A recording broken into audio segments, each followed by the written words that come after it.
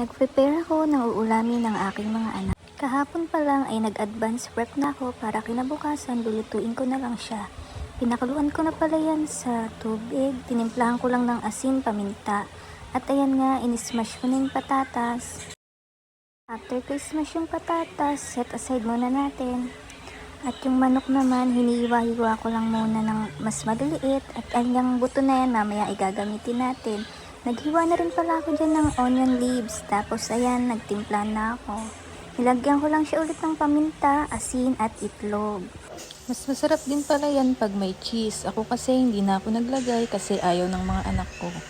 Nilagay ko na rin yung patatas. After nyan, minix-mix ko na yan.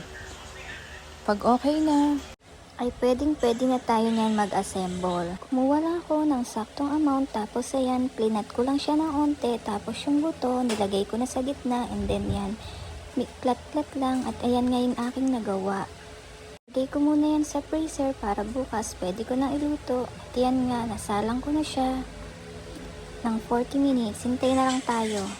At ayan nga, after 40 minutes, ayan na siya. Thank you for watching! wow!